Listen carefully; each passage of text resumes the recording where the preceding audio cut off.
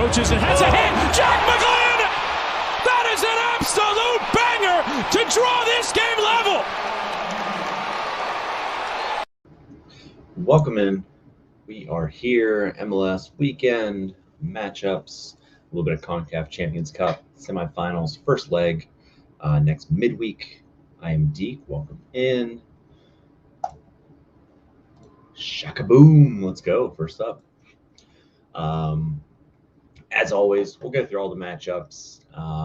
We will talk any of your questions that you have, and we'll kind of do a quick rundown of how last week's projections, a lot of predictions went. So I guess we can start with that as people start to come in. Dealing with some allergies, so apologize in advance, but got to push through.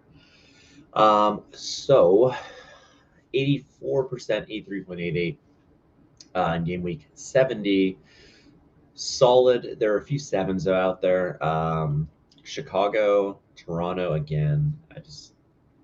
Toronto's frustrating. And then LAFC was 7. Outside of that, all, I guess, had some 8s as well. Only perfects were Minnesota, Real Salt Lake, and San Jose. But other than that, I mean, solid 9s and 10s, pretty much almost across the board. Season is 85.55. Again, my best season, I believe, was like 83.5 last year. Previous season was like 82%. So I am getting a little bit better every year. Let's hope that continues. We haven't had the crazy rotations outside of like the CONCACAF Champions Cup and some of these other ones. So I'm sure we're going to have a weekend that's below 70 or below 80%. It hasn't happened yet. Hopefully that continues. But we'll see where we're at. Red or Dead, welcome in. Let's go. Thanks for coming in.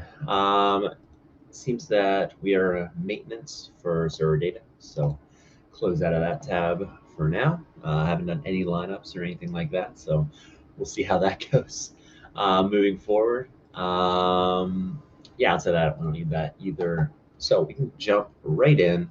If you have any questions or you just want to say hey in the chat, please feel free to do so across all platforms there. So this is a really interesting slate. If you saw my RotoWire article, as far as favorites and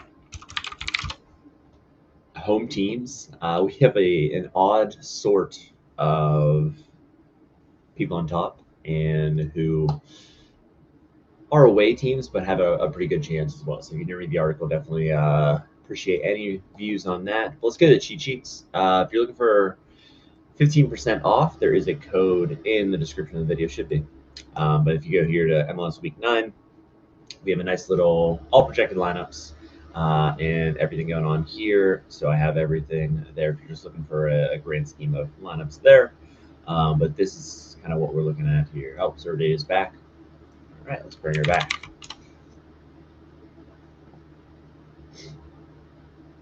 Nice. Sweet. Thanks. I like this table a lot. It just kind of takes the betting markets and it tells you the implied, basically, goals, all that stuff that you're looking for. So it does auto sort to win percentage, which you want to see a team that's going to win, but you can alter each one and kind of go into this. So Minnesota United up top against Dallas, Real Salt Lake against Toronto, Seattle against Nashville, Houston against Colorado, and Austin against LA Galaxy. And then you can put the Red Bulls against DC. 49.66. Those are all 50% or higher as far as them. And then we have, Spring Kansas City going to San Jose. San Jose is in a good spot as well, but we have some injury issues and zero news whatsoever. That's great. Philadelphia at home, but can you really trust any of these teams, right? A lot of tough matchups for home teams and a lot of away teams that I think have a chance to get it done. And not straightforward whatsoever. If we go to scored, Minnesota's on top, scored and win percentage, and RSL's second. So 1.95 for Minnesota, 1.86 for Real Salt Lake. Then San Jose, like I mentioned them, they're in a good spot as well. Philly Union, Austin, I think there's going to be goals in that Philly game. I've said that against with Atlanta games previously, but they're just not scoring, surprisingly.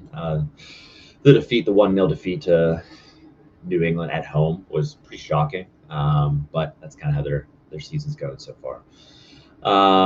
And then clean sheet percentage, obviously, for your keepers. Steph Fry, top of the list there, almost 40%.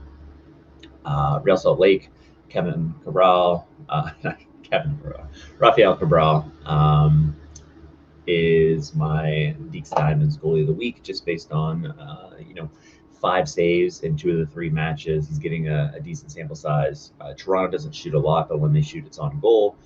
They're not scoring a ton of goals, so a lot of positive things going with his projection this week. Then you have Houston, who I like Jack McGlynn every week, but even more this week, as long as he doesn't get a negative decisive. That could be a little bit brutal on that aspect if he gets one of those. So, yeah. Other than that, you can sort by totals if you're interested in like what game could have the most action. And Philly, Atlanta, like I said, seems like it could have the most action. Total of 3.21 implied, 3.2 in the Columbus Inter Miami. These are going to be your like most fun to watch matches, back and forth types. So that's kind of what I'm seeing. Hopefully that is the case. But yeah, we'll see if that's true. Yeah.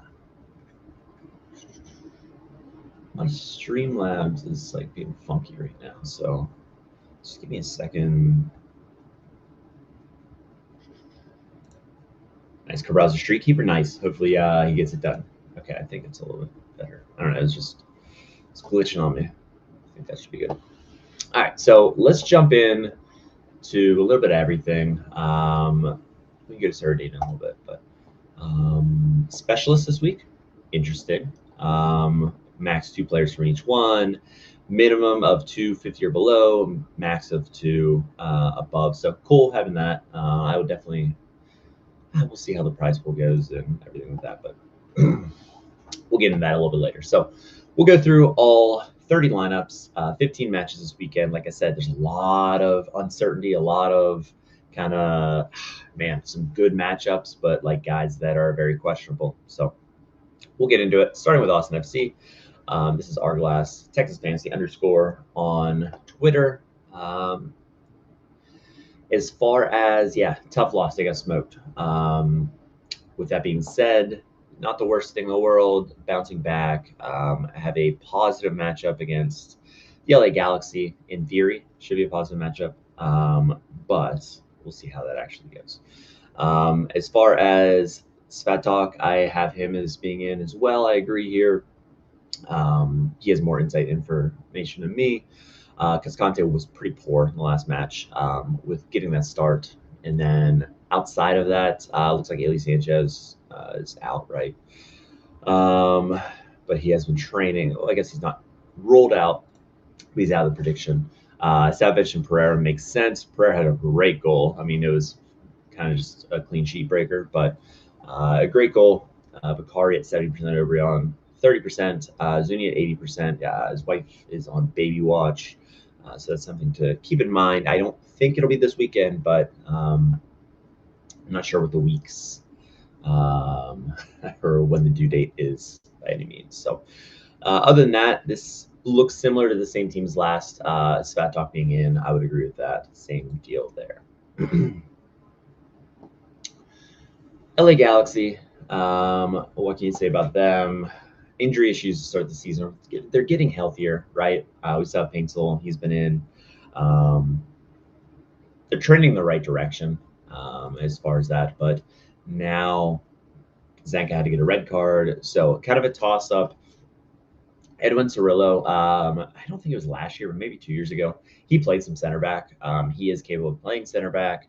Zavaleta, he also had some tightness in his back, I think. Yeah, back and hamstrings last match. So he was dealing with that. That's why he was a sub on the bench, didn't play. He could be in the mix to start. Again, I just I think it's going to be Cirillo to get like their better 11 instead of Zavaleta, who I can't remember the last time he started in like the last 3 years. So, Balad, what's happening? Thanks for coming in. Appreciate you guys chiming in the chat as you're coming in here. And again, if you have any questions, let me know. But I do go through each team as well. So Yoshida is a few weeks away. It was the quote from April 10th. It was more tricky than they thought. I thought it was very minor. Marco Royce is on the cusp of returning, but only for limited minutes. I wouldn't think he would start. Zavaleta, we already talked about. Cuevas would be the new one. We'll be ready to go. So that's an option. He shouldn't have a starting role by any means. He'd be like a right back, right mid sub. But other than that, yeah, that's all we got on that. Yeah, still no news on Daniel. He was in concussion protocol. That's usually, I think it's like 5 or 6 days. So in theory, if he passes that, he could play. I'm leaning towards him playing based on we have gotten literally zero news. And I just always keep refreshing, basically. But I have my feed here that I use, and literally I just have a bunch of random San Jose accounts in here too, just in case I see something. But these are just kind of like some of the people that I follow in this, and it's just where I get all my news for all the teams that I cover. But as far as San Jose, there's just nothing good there to like follow. And the only source that I got, and I can't remember who, it was someone from the Sorare community asked a question to them, and they were leaning that Daniel has a better chance than Rodriguez is playing, but Rodriguez didn't seem that dangerous, where Daniel, subbed out with that head injury early. So I don't have any good news there. I don't have any update. That's all I have. That's all the information I have, and I'll get to that. Any information that comes in, I put it in here at the top. Today was a pretty good information day as far as most teams, but San Jose, we get nothing. There's not a beat reporter that really tells us anything. So it makes it really, really difficult. And I apologize, I don't have any of that information. I don't have those insights to the club. I wish I had a source at the club. That'd be great, but I do not. As far as this lineup, it should be pretty straightforward outside of, I would think Nelson continues to start over Alde. He has the last few. Cirillo's going to start. It just depends. And if he does play center back, it should be Parente and Sanabria as the central mids there. All right. Speak of the devil. San Jose. All right, so we'll get into the very, very minimal. I basically just talked about what I saw. Concussion protocol, 4 to 5 days. Sorry, I think it said 5 to 6, 4 to 5. There's a chance, a little bit of information, exactly what I said. So, yeah, I would lean toward Rodriguez being more. That was kind of my insight, but one of the Twitter, I just don't know how.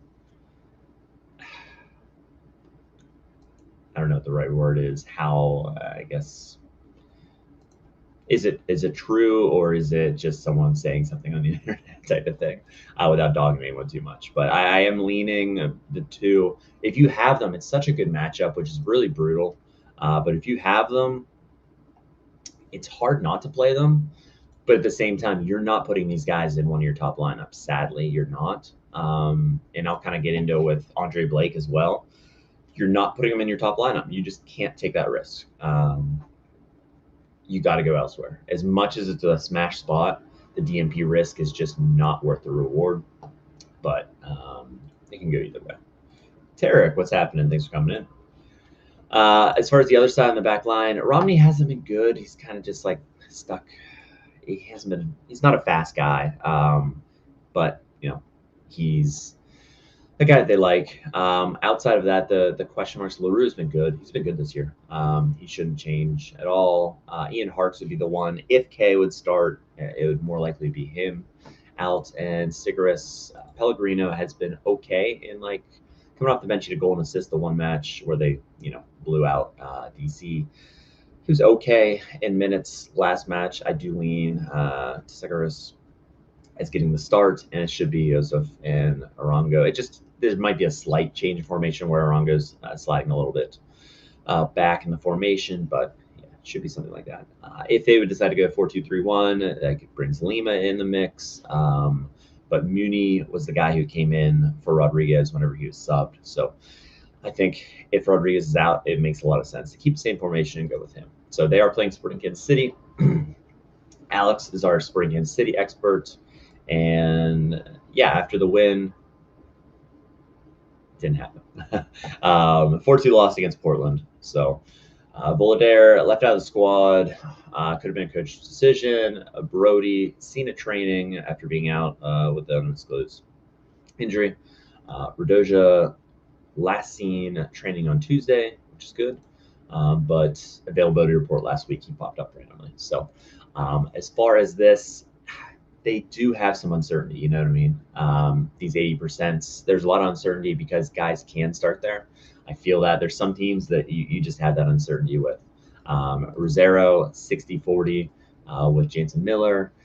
The rest of them, 80% on the back line. There's chances for others, sure. Jake Davis, 90% total. It's just which spot. The song could come in. Memo Rodriguez could come in. Shalloway's been solid. Shappy, yeah, he's good. I really like what he brings. He's been a good pickup. Mendo Garcia's been a good pickup. So that's what the lineups look like for Spring Kansas City.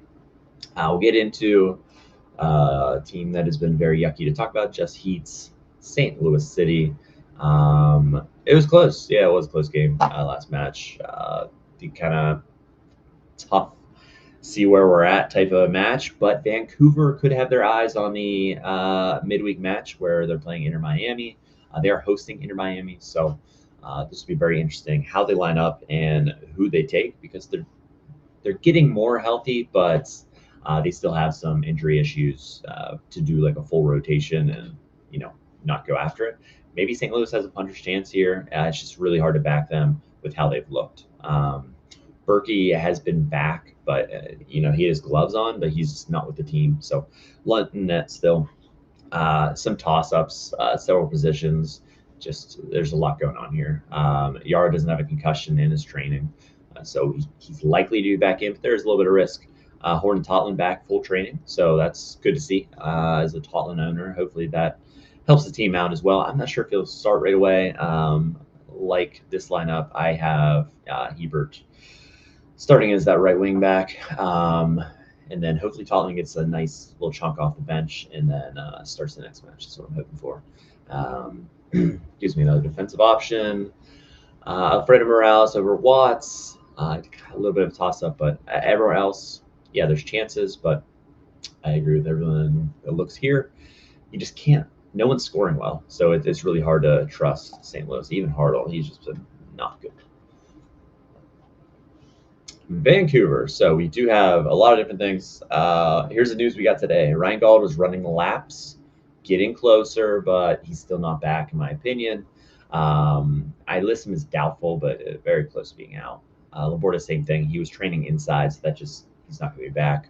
Jaden Nelson was working inside, but was outside yesterday. And then team deciding if Adekugbe and Nelson will travel. There's just a lot of risk. I don't have those guys starting. I just don't think if there's risk of traveling that you want to play these guys in your lineups. Like I said, big match coming up at BC Place, but coming off a huge win against Austin, 5-1. I don't change anything on the back line. It should be pretty straightforward there unless they do something weird with rotation. Berhalter, we were kind of playing with fire. We knew that he would be rotated. He got a decent chunk off the bench, but Berhalter back in the starting lineup. Kubas, Vite, 80% on him. He can play that right wing spot. Sabi, he played really well. They won big. I would like to see him back in the starting lineup. And then Ali Ahmed, he was rotated. I have him coming back in. So, yeah. I got Alba, Allen, Messi, and Allende. I want to stack them. I feel like it's a silly idea. Nothing's ever a silly idea, right? You got puncher's chance, right? Especially those guys, it's been weird this year just with like guys that used to be smashers and you can't even like really trust them this year. But you can't take last year's scores and assume that that's what's going to happen this year. I've been guilty of that. Yeah, like with Hartle, I just thought, the team would be better than what they're showing. But that hasn't been the case. So a little rough there. Portland 4-2 road victory. That was nice. At Spring Kansas City. They've been really solid. Nice unbeaten stretch of 5 straight. And, Pantemis, another PK save. Like, insane. I think he has he's either top 3, I think, in save percentage in the league as well. He's just been unbelievable. And Herpo, you're not going to get him in the lineup because you can't take him out right now, at least in my opinion. Jared Forey back from his red card suspension at left back. Smith started, played till halftime, and then he was relieved of his duty by Claudio Bravo. But Forey is the starter, even though he gets a yellow every match. Miller, Sermon, Mosquera, yeah. Ayala's been really, really good. He's a high potential guy that's really showing it now. Back to Football Manager, I don't know, 5 years ago, he was a high potential guy. It's nice to see him in his 3rd year in MLS, maybe. Really hitting those peaks, and he's a good option moving forward. He's scoring, he's assisting, he's doing a lot of good things. Rodriguez came off the bench, so there is a question. I don't think he starts. I still don't think he starts. Anthony has been arguably one of their best players as far as, goals, all that stuff. Kevin Kelsey scored 2 goals in the last match. He could get rewarded with another start, but it just seems like that was a one-off, and Mora's back in, and then Moreno and DaCosta will be the other ones. Chara over Ortiz, but there is that rotation risk between the two. I do think Chara's in better form, even at his age, so that's why I leaned him. LAFC, they got a new signing on loan, Gigi Giacomakis coming in. So Giroud, he's done. It really seems that way, but Gigi gets hurt all the time, so maybe it's just gonna be another guy that comes in an injury. But putting him up there with those guys, I know he hasn't been in great form since leaving, but since leaving Atlanta and going to Liga MX, I don't know. It's hard to envision him not fitting in well here, just with the team that he has around him. Under said the travel was really tough. Who'd have thought in MLS, soft boy. But yeah, I do have him coming in because he came off the bench last match. He should start. I do have Ordaz at 60%. Maybe it could be higher. Just think that's going to be. Tillman was rotated out whenever they went with a 3-4-3. Yeah, you got 80% on him. He should be in there. David Martinez was a random DNP. He was dealing with a right leg knock. He's back training. Abobasi is fully fit and available for selection. And then Chanot took a knock and hasn't trained. So, yeah. Andy Black in here. Oh, yeah, we're ready. I tell you what, I'm on a horrific stretch where, my top lineup has a shot coming down to the last guy, and then they just decide to not do it. I'm getting 20th place in D1 every time, and it's here's your $20. And I could have won it if Hartle didn't score 30. It's just, I don't know, unlucky, or it's just bad decision making on my part putting Hartle in my top lineup. Probably just bad decision making. The back line should see Hollingshead, should see Palencia, should see Long. The last one, Marlon, I have him over Segura. So, yeah, we'll see. Man United, Harry Maguire. You love to see it. That was an exciting game. I'm definitely neutral in that situation. Don't really care on either side. But, yeah, always a Turkey fan. So, I think we're all Turkey fans in the server community. Math is tricky. Charlotte FC. So we did get some Charlotte news today. Some good, some bad. I bumped Zaha up to 80%. He's training with the group. That's good after his surgery on his thumb. Tim Marine is still off to the side. He's trained fully for the first time tomorrow. So after lock, which is exactly what you want to see, and they will evaluate him, see how it goes. If he could be available for selection, they seem to be thinking he will be, but I don't know. I have him at 60%, but not in the starting lineup. Just there's a lot of things going on here. Nathan Burns has been dealing with a neck issue. He hasn't trained this week, but they're hopeful he's still going to be able to play Saturday, so that does throw a little wrinkle. It could be Scardina as the like for like right back. And Privet was also said he could play right back. So if Privet plays right back, Ream, if he's good to go, he'll play center back. and Doobie on the left side. That's like the most likely, I think, whenever you kind of break this down, if Ream's good to go. So that could be what we see if Byrne is out as well, but there's just a lot of moving pieces there. But the rest of these guys should be pretty good as long as Zaha's good. Vargas, I have at 40% just in case something happens there with Abada at 80%, Zaha at 80%. Abada was rotated one time, but other than that, I don't really see anything else as a change here, but could be wrong. And back home, and they're taking San Diego on. So San Diego going cross country for the first time. This will be very interesting to see how they travel. And not a lot of rotation. They did make up a pickup, made a pickup today from San Jose, Verhoeven, or however you say his name. Young right back, talented. I don't see him as a starter, but a guy that's going to get minutes. It's a loan to buy option, so they're going to test him out. The veteran Lofton, Kamada can play there as well. So interesting to see how they think he's going to fit in, or if it's just like a cover guy. But we shouldn't really see anything. We got 90% everywhere outside of Lofton. Just kind of nothing really there that makes you think, is there anything we're missing there? Reyes, he's fit, I guess. He was available last weekend. But McVay's been really good this season, so I don't think you can take him out just yet. All right, that's Danya, by the way. On to Rev Sorare, AJ Allen, his New England Revs. So we do have some things going on here. They played a 3-5-2 last weekend, and they won. So that makes sense with Beeson in there. And then they're getting guys back, which is very important because they lack some of that. There's been guys like Langoni who just has been not good whatsoever. And it's just been a bummer because I thought he was going to have a bigger year, not a huge year, but I thought he'd be better. Our Glass, what's happening? Let's go. We already did Austin, so props on your lineup there. Fofana's been good. Sabalas has been solid. There's two good pickups on the back line. Peyton Miller just graduated high school. You love to see that in MLS where the guy gets his degree and he's in high school and he's doing this. It's just kind of crazy to think about. Campana back and a good chance to get in the starting lineup. You love to see that. It's gonna be interesting, right? They do play in New York City, who just beat Philly 1-0 and have been punching above their weight, honestly, just because they haven't had many reinforcements in for Janssen.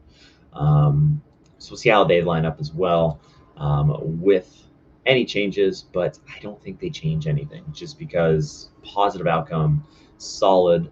The question marks, again, would be, is Barcarissa in? Is Shore out? I think Shore played well. His SF5 score wasn't that good, but as far as you look at some of the other metrics, he had a good game. Wolf and Ojeda, it'd just be about swapping wings. If Ojeda's out, which he started for the first time in 7 matches, and he was solid. So, I have him back in. I just don't see them changing too much here out of something that worked, but we'll see how that works. Philadelphia Union.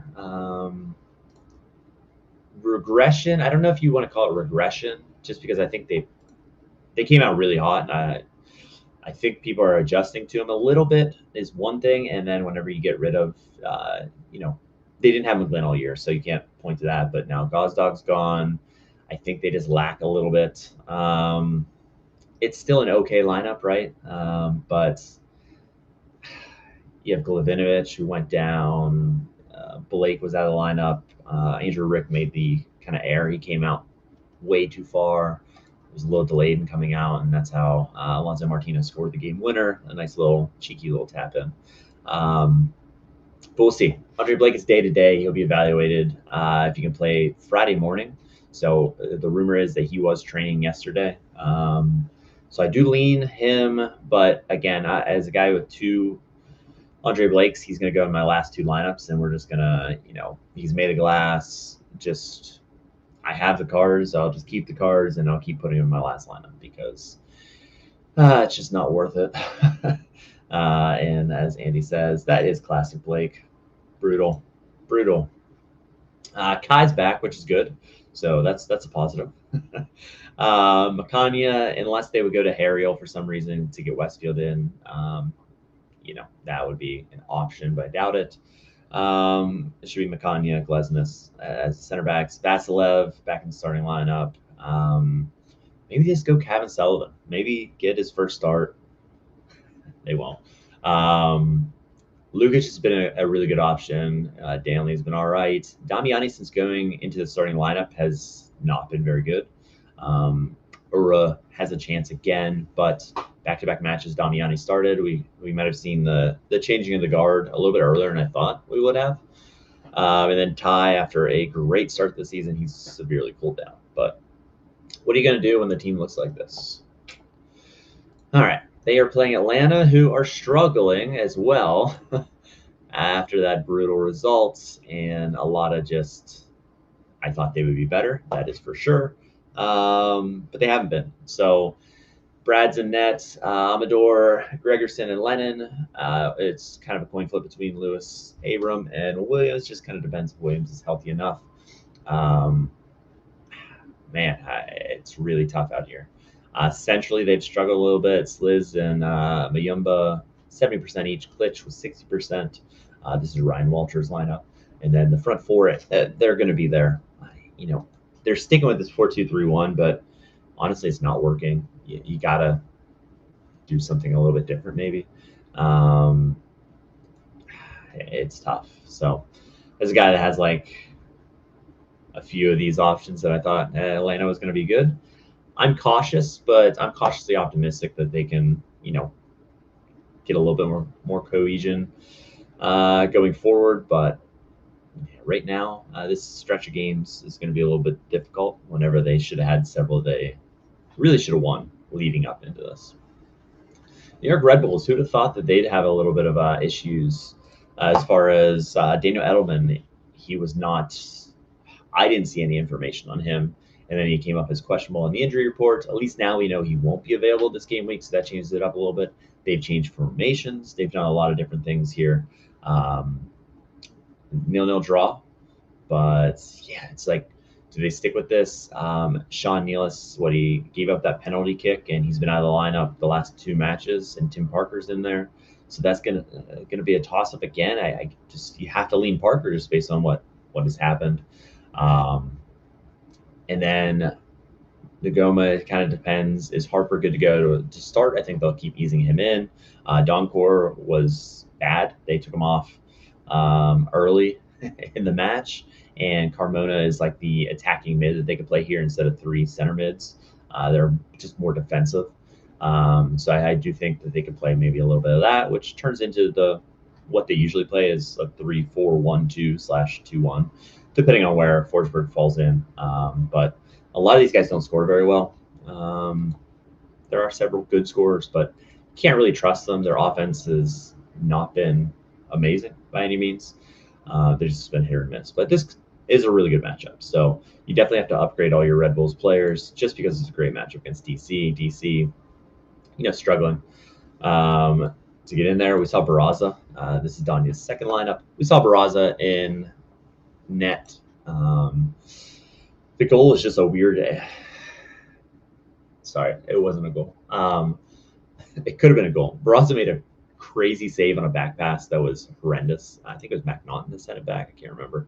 But he just kind of whipped it back and he slid across and somehow made the save. But they've been tough. Hasn't been great. But 3-4-3 here. You feel good about Peglo, Benteke as far as guys that are pretty locked in, Herrera, Schnegg. So they do have guys that are locked in, but again, you can't really trust them. Defensively, New York Red Bulls are usually pretty solid and they're tough to score against. You just don't really love playing any of these DC guys. But you never know. Chicago-Cincy, this could be an interesting matchup to see if Chicago is at that upper, like the top half of the Eastern Conference, or, they're just not ready for that yet. They played near Miami scoreless. So based on that result, sure, they belong in the top half. But can they back it up and consistently do it and keep getting points in these matches where if you're at home, you got to get points in MLS. So a couple things that we saw here, Sam Rogers and Jonathan Bean were both training. Barroso and Guami were out of training. So that kind of is good information going into this. Kellen Costa, I have him back in the starting lineup. He was surprisingly out of the lineup after a subpar game, the previous game. After coming back from injury, Pineda was in there. It could be Pineda starting again. Greg just, he made a statement with Acosta, so maybe there. It's good to see Gutierrez back. Orgel, I start every match, so I do have him in there. Front three, no issues there for this team as they take on FC Cincinnati.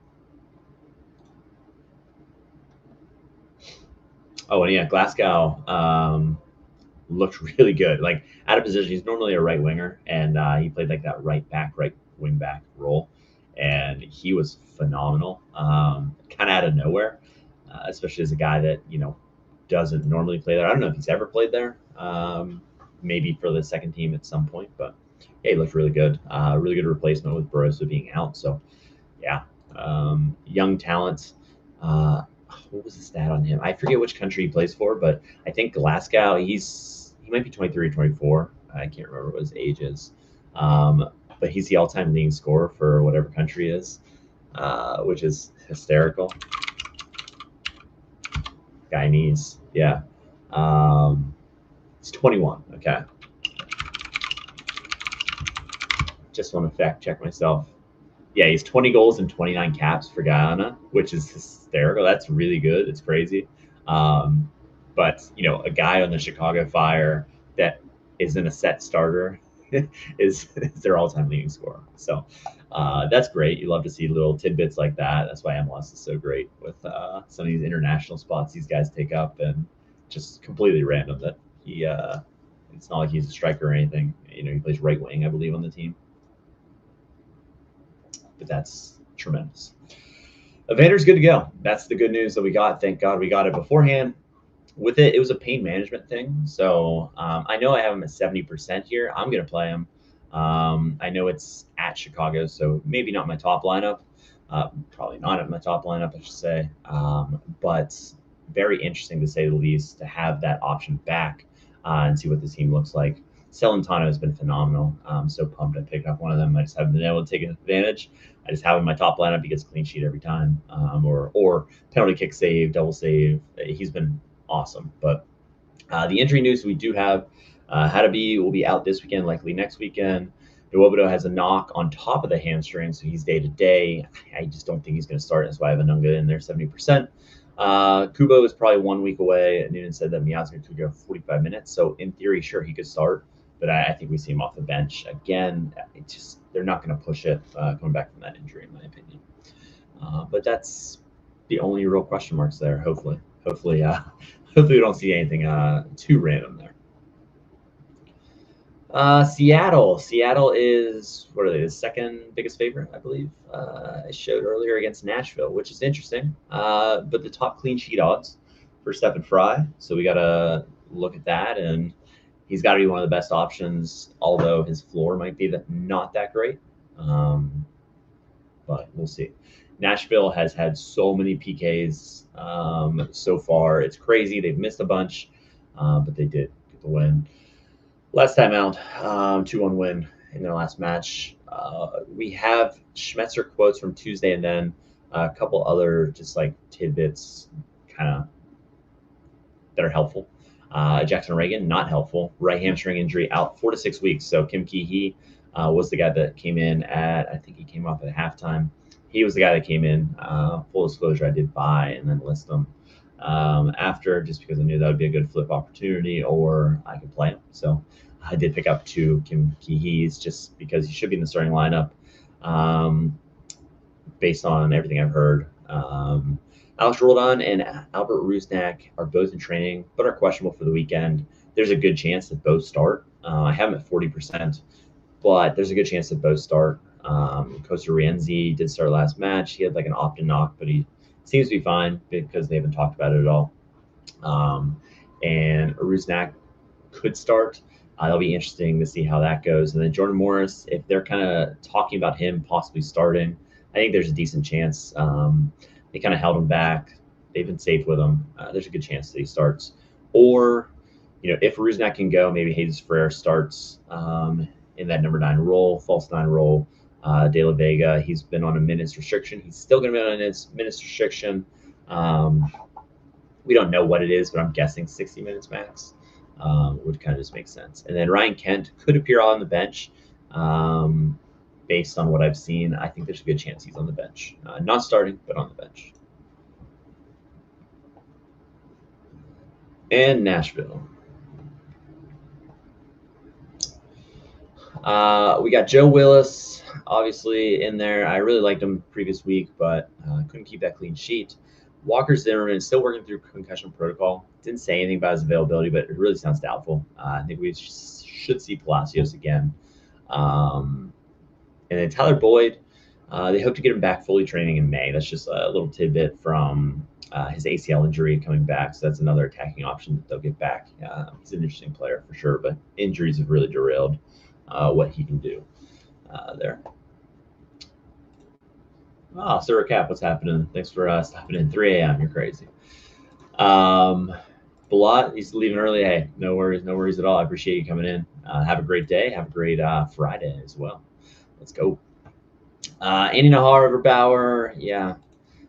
We saw Brugman again, so Yazbek back to the bench. It really seems like, which makes sense. I think Brugman brings a lot more than Yazbek. Yazbek's still young. He can improve, but Brugman should be the starter. I do like that. Kasem had a lot of missed chances, so maybe they give Schaffelberg the start. They just haven't started him yet this year, and they never start him. It's kind of a weird situation. He gets reps for Canada, but he can't start in Nashville's team.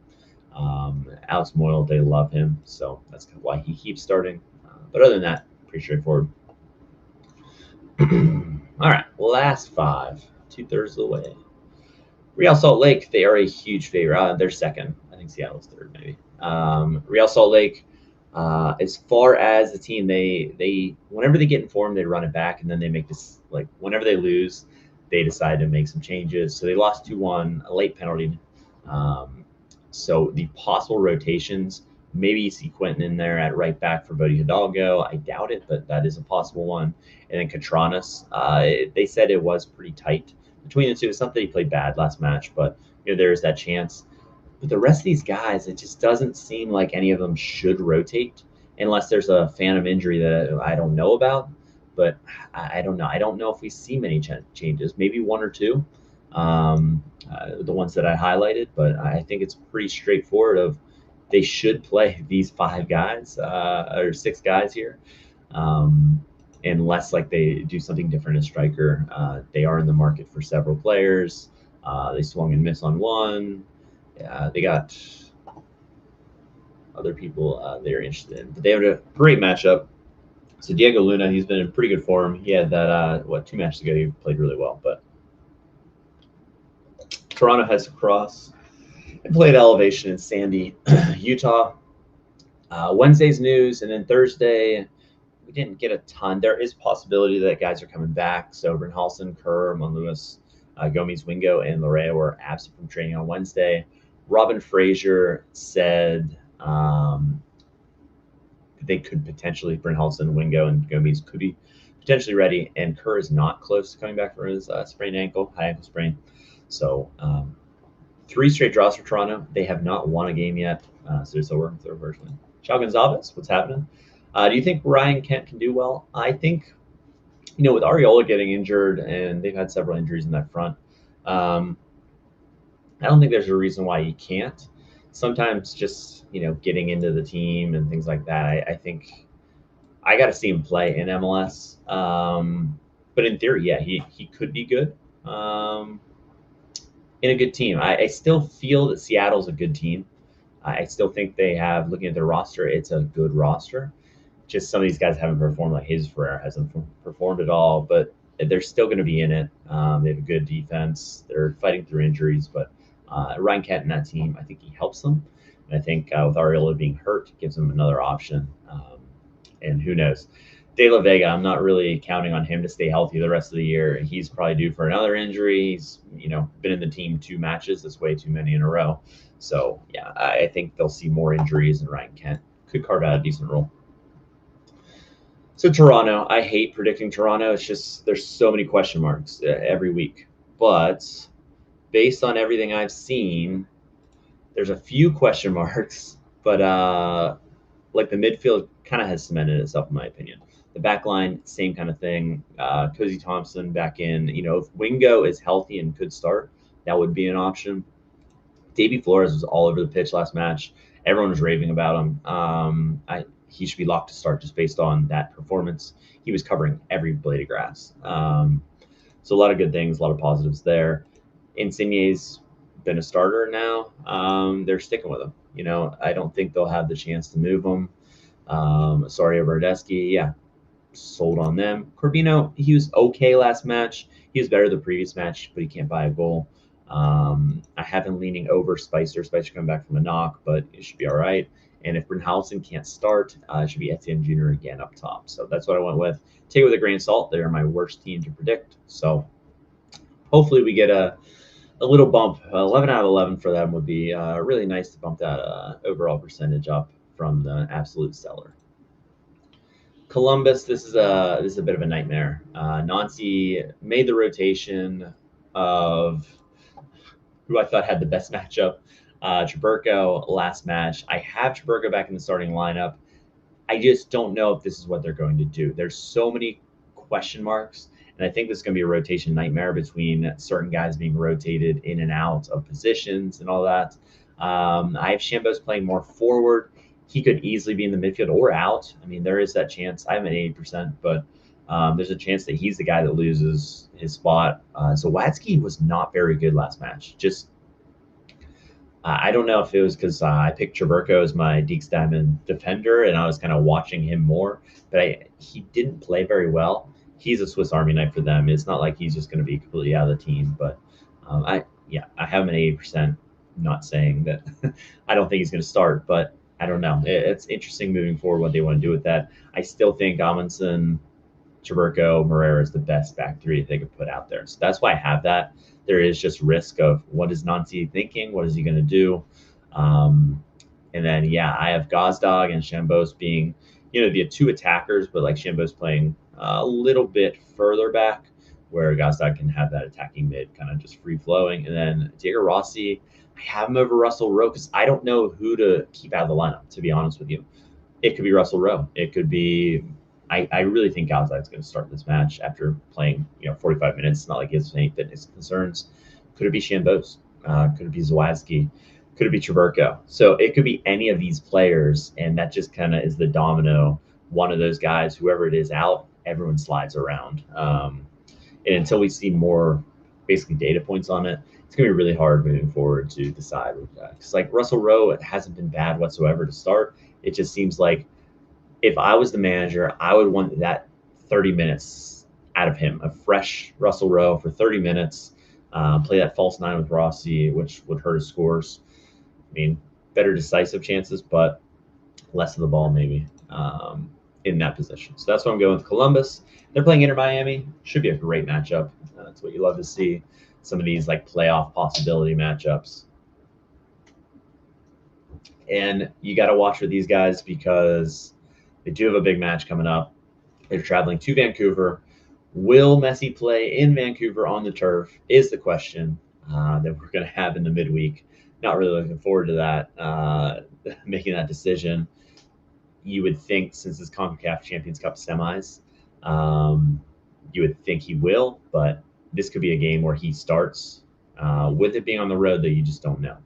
I went 80% just based on the recency bias, I guess, that you could say on him. He started. He seems to be fine. He's fully training all week here. But you just don't know. Balsar Rodriguez will be a sub. He'll be in the squad, but he'll be a sub per Mascherano's conference, Wednesday press conference. As far as the back line, here's my kind of like thoughts on it. Noah Allen has kind of cemented it. He's played every big game at left center back, and Falcone has played every big game at right center back. So while I have both of them in the starting lineup, they could be saved for Vancouver. And maybe you see, the rotation. Lujan can play that left center back, or Falcone. He has a gas tank. Maybe he plays the left side and Abeles is in. So there is that chance there. I have Vegan coming back in. Vegan coming back in. That could be Lujan. There, Frey just really doesn't have a chance. He's behind too many people, in my opinion. Segovia, Allende, Yannick Bright, I have in the starting lineup here as a chance. That would be like the rotation that would kind of make sense to me. With Redondo out, Redondo's played several in a row, but he was going every other beforehand. And then, like I said, Suarez and Messi up top. So we'll see how Inter Miami lines up. We'll see if that is the case. We'll get to Gary's team. Gary has I think he went to the match. I'm pretty sure he went to the match, last match. Montreal at home again. I like George Campbell as a really good chance to have a really good score.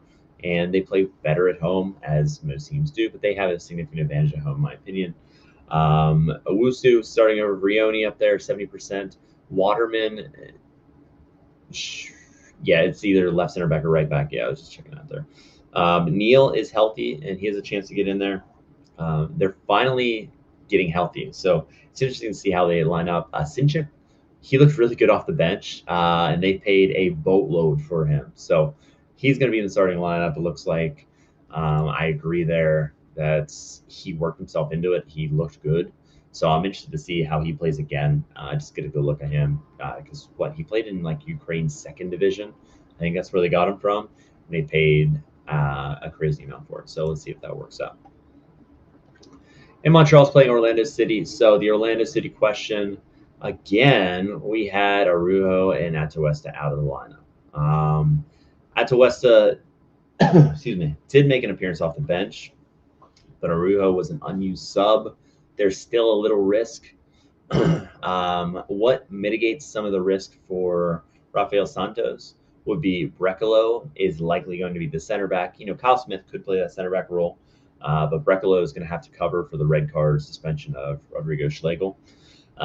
If that's the case, then I do have Thorhalson and Gerbet being the guys that would be out if that central mid, if they're fit. There's just a little bit of risk there. The attacker should be there. Angulo 80%. Rodriguez coming back. There's a good chance, in my opinion. I haven't seen him play much, but just kind of like the hype. He honestly, if he starts to play well off the bench, he could take over that Angulo spot just because Angulo's been in poor form. So it'd be interesting to see if he can make the team with that thigh injury and provide a spark because this team hasn't scored a goal in 2 matches. I'm not gonna lie, I am beat. So I might be talking really fast, but I'm just trying to get through all these. And I know some of you guys are up at 3 a.m., so maybe I shouldn't be tired. But it's been a long day. Minnesota United. This is the biggest favorite on the slate. My one kind of question is, okay, they didn't make any changes last match.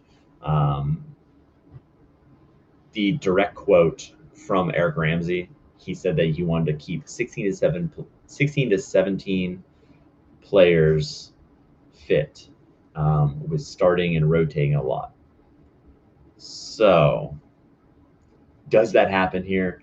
That's the question, right? I don't have any changes. I don't.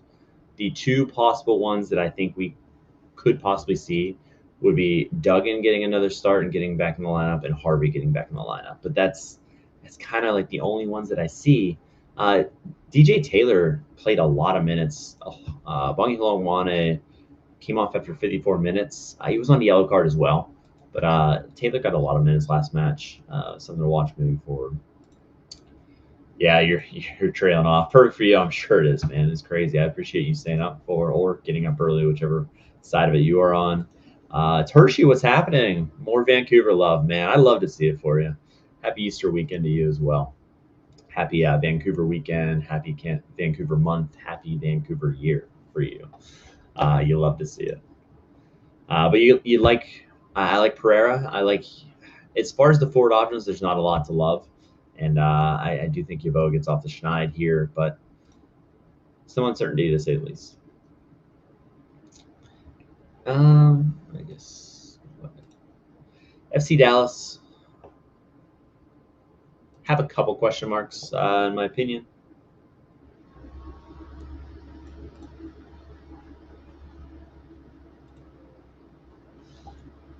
I bet vibes are great, man. That's awesome. That's awesome to see.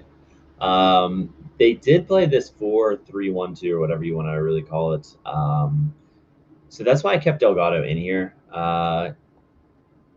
Kite Store, he got the start, and I really think he'll get a start again. But Show is kind of ramping up fitness. He's been out forever, it seems like, to start the year.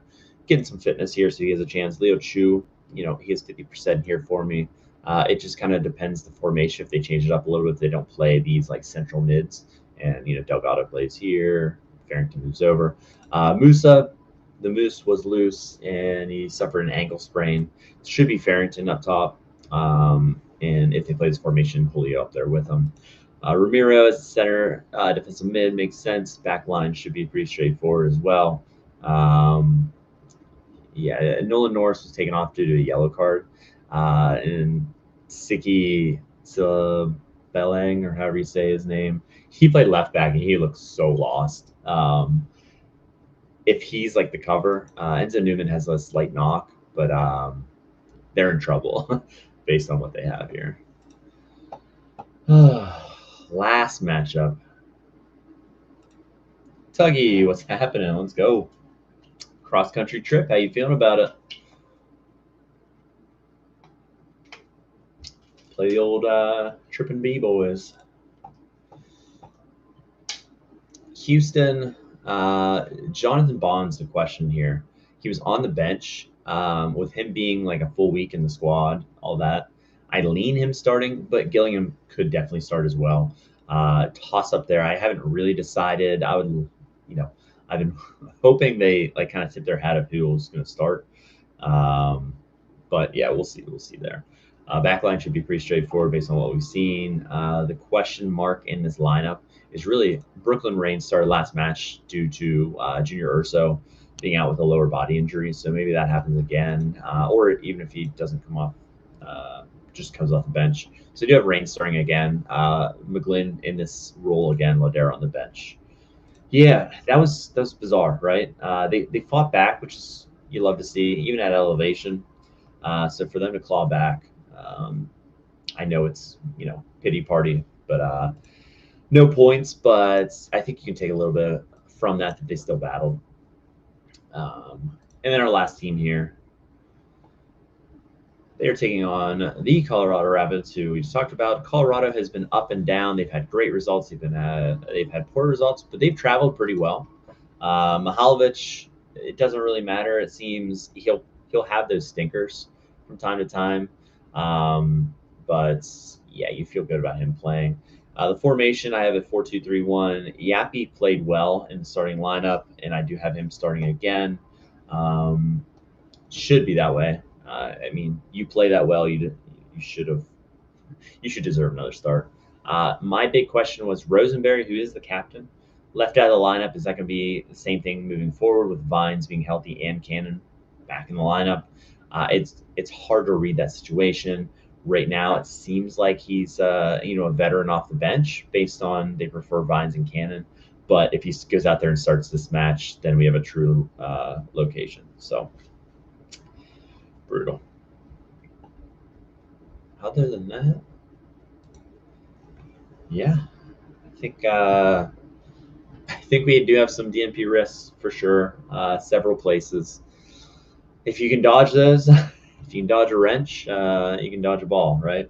So hopefully that's the case, and we can get a little bit of luck of not having those DNPs. Olaf's bus parking in a monsoon sounds like a great recipe for 0-0. Oh, another 0-0. Yeah.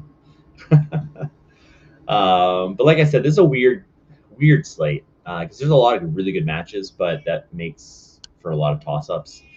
Whenever you have like Real Salt Lake be one of the favorites, Minnesota be the favorite. Minnesota's been good. I'm not saying they haven't been, but whenever they have the same winning percentage as Real Salt Lake, at the top is 61%, and then the next highest is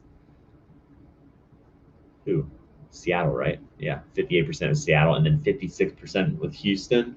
We got a weird game week. I'm getting there. Gonna build my lineups tonight. I say that every time, and I don't. But I think I covered all the teams enough. I did kind of speed through the last probably 10 there, but if you have any questions, shoot them now. But probably just gonna call it. End the night a little bit early. Pumped, gonna get out on the golf course tomorrow. Ecstatic about that. I'll be less ecstatic whenever I probably hit my first drive, but the first time out there for the new season is just always horrendous. I'm not a great golfer to start with by any means, but if I break 100, I'd probably be happy tomorrow. So 4 BCMs, yeah. Really didn't want to score in his college, buddy. Brian White double. You love to see it. So it was a quicker stream as an hour, but I feel like we hit every team. We did enough. So I appreciate everyone. Appreciate everyone in chat. And good luck. Daniel and Earl, good luck. I lean Daniel, but man, you can't put him in your top. No problem, Jao. Go to sleep, man, or wake up and go do whatever you're gonna do based on the time frame there. All right, so I'm gonna call it good night, good morning, wherever you're at, and let's hope that we do a little bit better with some of these random DMPs on the availability report tomorrow. So good luck, everybody. We will see you next.